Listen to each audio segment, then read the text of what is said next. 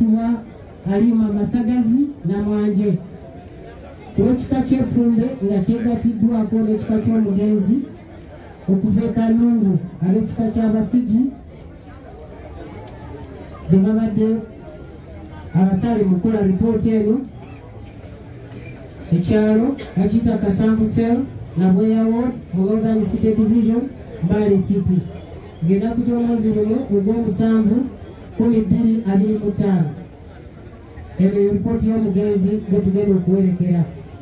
Omugenzi yazaalibwa ng'ennaku z'omwezi 10 mu August 1973 nga taata we yali ayitibwa Abdul Josh Mugisha okuva e Kanungu ne district eri Mambuka Gambarara.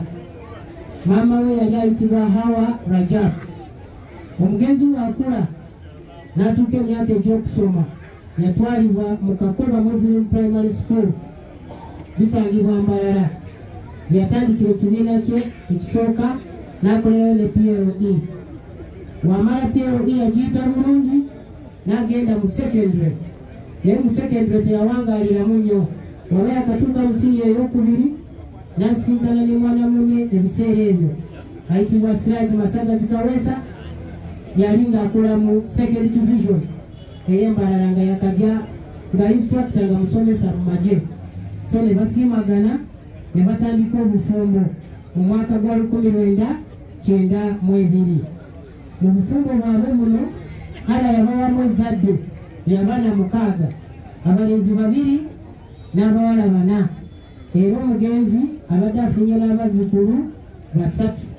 Omugenzi abadde mukyala musuubuzi ng'akolera mu Kikindu Market ng'adiringa mu ngoye empya n'enkadde nga zijja Kenya. Bwe mulimu omugenzi gw'abadde akola ebbanga lyonna okutuusa Allah lwe yamujjuludde obulwadde cause of death. Omugenzi ono azze atawanyizibwa ekirwadde kya sukaali, pressure ne asthma okumala akaseera akawanvuko. Lwabadde lunaku lwajjo omugenzi yafuna ataaka ku ssaawa ez'okumakya.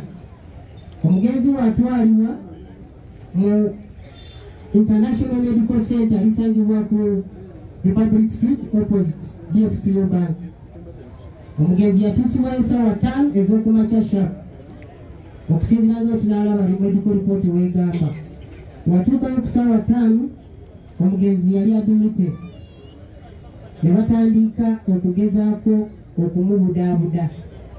Ne basanga nga pressure erinnye, pulse z'omutima tezikuba bulungi. Ne bagezaako okulwanisa naye okugera kwa Allah kwali kutuuse. Aba yakamala eddakiika 3 ezo ziba ssaawa 5 dakiika 3 Allah n'amujjula mu bulamu bw'ensi eno.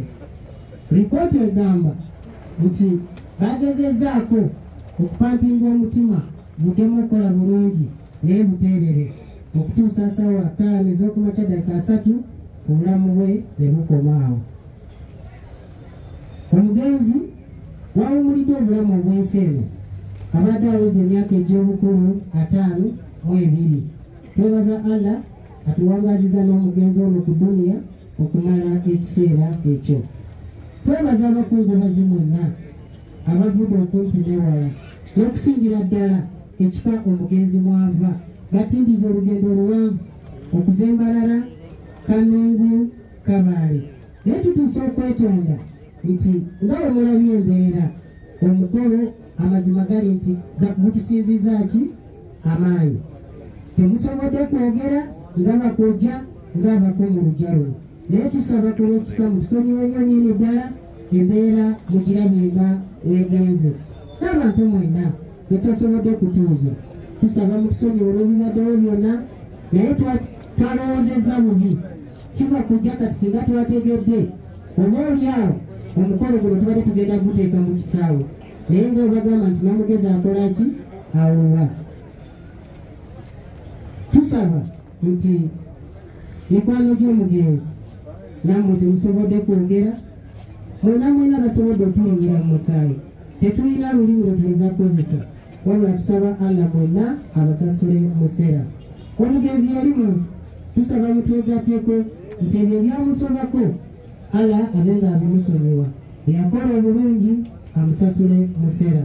Twebaziza nnyo ku lwa famire ekitiibwa district card ne district card yalowera neyawumola bo bali kutuweesa ekitiibwa mu lujja luno era okubeerawo kwammwe tukusiimye naye mutatambudde bulungi tusaba mutusonyiwe mwamufuuze ebadde ripooti y'omugenzi gye tugenda okuwerekera amanya esigadde daka ala abasasule musera.